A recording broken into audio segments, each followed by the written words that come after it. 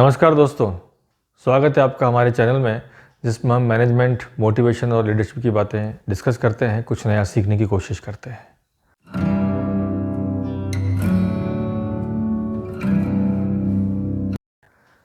आज एक बहुत ही इंटरेस्टिंग और इम्पॉर्टेंट टॉपिक पर बात करेंगे, वो है प्राइसिंग और साथ ही how to sell product at high price.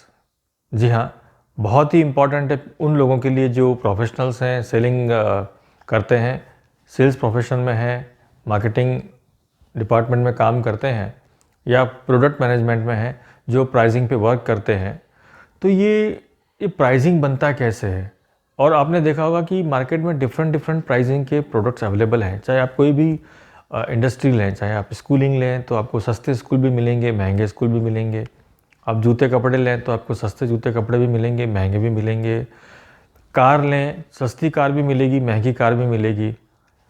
और एक तरफ आप ये भी देखेंगे कि सारे जो सेल्स और मार्केटिंग वाली टीम है वो सब ये डिस्कस करती है कि या उनकी शिकायत रहती है कि सर वो कस्टमर बोल रहा है कि हमें प्राइस कम चाहिए, सस्ता प्राइस चाहिए और कम प्राइस चाहिए।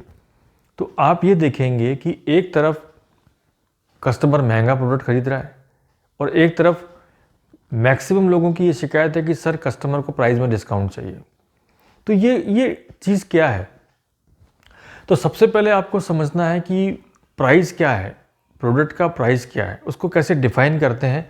क्योंकि जब आप इसको क्लियरली समझेंगे तभी आप कस्टमर के सामने कॉन्फिडेंटली अपनी प्राइस को डिफाइन कर पाएंगे। क्योंकि प्राइस जो है वो सिर्फ एक प्रोडक्ट का कॉस्ट नहीं होता है। प्राइस जो है वो बहुत सारी चीज़ें उसमें इन्वॉल्व होती है।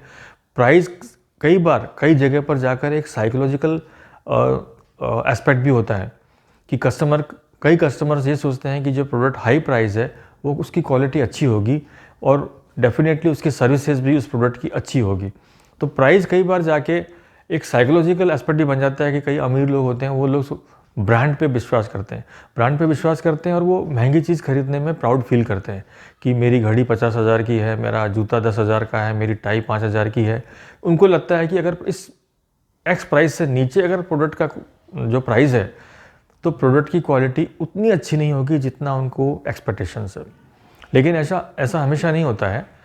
प्रोडक्ट की कई बार ऐसा भी रहता है कि प्रोडक्ट लोकल मैन्युफैक्चर से बना हुआ है, अच्छी क्वालिटी का, और उस पर ब्रांड का ठप्पा लगा हुआ है। कई बार ऐसा भी होता है कि कई इंटरनेशनल ब्रांड्स से उसके प्रोडक्ट्स इंडिया में बन के जाते हैं और उस पर इंटरनेशनल ब्रांडिंग होती है और वापस वही प्रोडक्ट इंडिया में जो है कस्टमर 5 गुना ज़्यादा प्राइस पे खरीदता है।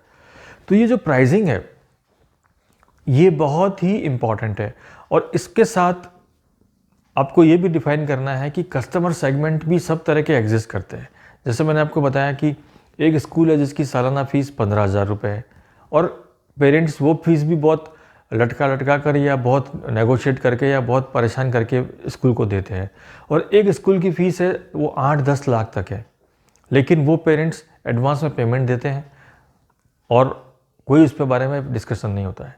तो ये मार्केट में आप देखेंगे कि हर तरह के कस्टमर्स अवेलेबल हैं। तो सबसे पहले आपको ये भी डिफाइन करना होता है कि आपका जो प्रोडक्ट है उसकी कस्टमर सेगमेंट क्या है। कहीं आप गलत सेगमेंट में तो बात नहीं कर रहे हैं कि जो 8 लाख का प्राइस देने वाला है उसको आप 20,000 की चीज़ ऑफर कर रहे हो, तो वो ऑलरेडी उसका माइंडसेट है कि उसकी एक्सपेक्टेशन है कि मुझे ये क्वालिटी चाहिए, मुझे ये सर्विसेज चाहिए, मुझे ये फैसिलिटी चाहिए, तो वो 20,000 वाले पर डिस्कशन नहीं करेगा। और जिसकी कैपेसिटी 20,000 है उसको आप 8 लाख खर्च करने के लिए मोटिवेट नहीं कर पाएंगे, क्योंकि उसका बजट ही नहीं है, वो चाहे तो भी नहीं कर पाएगा। तो सबसे पहले आपको ये डिफाइन करना है कि आपको कौन से कस्टमर सेगमेंट पे काम करना है, उसको डिफाइन करें। फिर आप उस कस्टमर सेगमेंट की जो चॉइस है उसको डिफाइन करें कि उसने पहले कुछ चीज़ें जो खरीदी है या उसका क्लास क्या है, और मार्केट में आपके सेगमेंट के आसपास के कौन से प्रोडक्ट हैं उसका प्राइस और प्रोडक्ट की फीचर्स कंपैरिजन आप हमेशा रेडी रखें कि ताकि आप उनको बता सकें कि कस्टमर ने अगर 3-4 प्रोडक्ट दूसरे सेलेक्ट कर रखे हैं तो आप उनको फीचर वाइज अपने प्रोडक्ट के बारे में बता सकें कि हमारा प्रोडक्ट इस फीचर में इस प्रोडक्ट से बेटर है, तो इसकी इतनी एडिशनल प्राइस होनी चाहिए। फिर हमारा प्रोडक्ट ये 2 फीचर एडिशनल कैरी करता है, सर इसकी तो आप कुछ थोड़ी एक्स्ट्रा प्राइस देंगे, प्लस सर हमारी सर्विस ये है, हमारे शोरूम ऐसे है, आपको अपनी सेल्समैनशिप की वैल्यू उसमें ऐड करनी है। क्योंकि मैंने आपको बताया कि जितनी कन्विंसिंग पावर उसको आप में नज़र आएगी प्रोडक्ट की प्राइस को लेकर, उतना ही कस्टमर उस पर कन्विंस होगा और वो सोचेगा कि नहीं, अगर ये सेल्समैन स्ट्रांग है तो डेफिनेटली इनकी प्रोडक्ट और सर्विसेज बहुत ही स्ट्रांग होगी।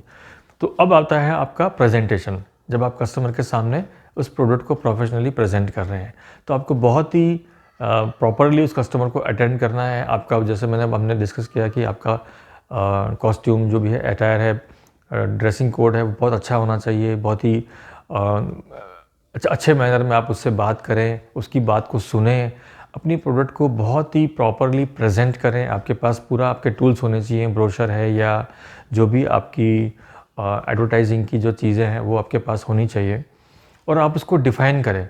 आप इमीडिएटली प्राइस के नेगोशिएशन या इसको कम करने के डिस्कशन पे मत जाइए। इवन आपको अथॉरिटी है कि आप प्राइस कम कर सकते हैं, स्टिल डोंट जंप। आप कस्टमर को जितना हो सके पहले प्रोडक्ट के बारे में बताइए, उसको बताइए सर प्राइस पे थोड़ा डिस्कस करेंगे थोड़ा बाद में, पहले इन चीज़ों पे बात करते हैं। और पूरा प्रोडक्ट को डेफिनेटली अच्छी तरह से प्रेजेंट करने के बाद अगर कस्टमर का बहुत ही इंसिस्टेंस है तो आप थोड़ा सा प्राइस डिस्काउंट उसको एज एन ऑब्लिगेशन आप दीजिए कि सर ठीक है मैं आपके लिए करता हूँ, नॉर्मली हम ये चीज़ करते नहीं हैं और हमारा कंपनी का पॉलिसी है कि हमारा ये प्राइसिंग है, हमारा फिक्स प्राइसिंग है। और प्रोडक्ट क्वालिटी में आप बेफिक्र रहिए, सर्विसेज के बारे में बेफिक्र रहिए। कंपनी का अपना एक हमारा प्लान है, ट्रैक रिकॉर्ड है और ये हमारी डिफ्रेंशिएशन है एज़ कम्पेयर टू अदर्स। तो यहाँ पर बात आ जाती है आपकी सेल्समैनशिप की। तो आप देखेंगे कि बहुत सारी चीज़ें उसमें इम्पॉर्टेंट है कि आपका कस्टमर सेगमेंट प्रॉपरली सिलेक्शन होना चाहिए।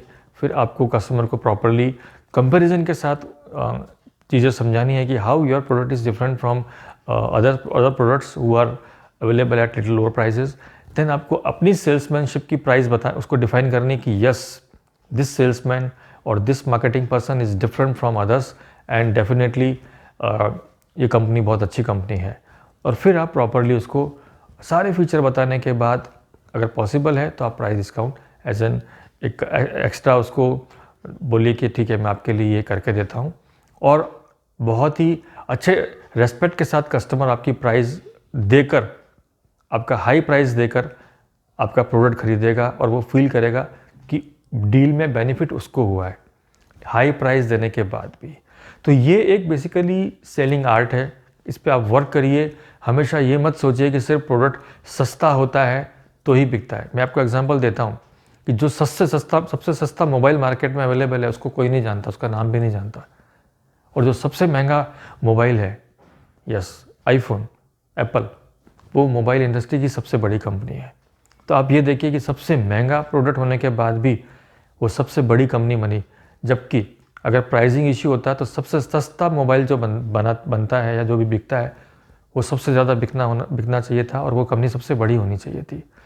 तो उनका सेगमेंट अलग है, महंगे वाले का अलग है। लोग हर तरह की चीज़ लेने के लिए अवेलेबल हैं। आपको डिफ़ाइन करना है कि आपकी प्रोडक्ट की क्वालिटी, उसकी टेक्नोलॉजी, उसकी पोजीशनिंग क्या है, आप कंपनी ने कैसे आपको प्रोडक्ट को सेल करने के लिए ट्रेन किया है। कस्टमर को आपको पूरी इंफॉर्मेशन दीजिए और believe me, selling product at high price is a very interesting thing and you will enjoy it once you know it, once you learn it, believe me.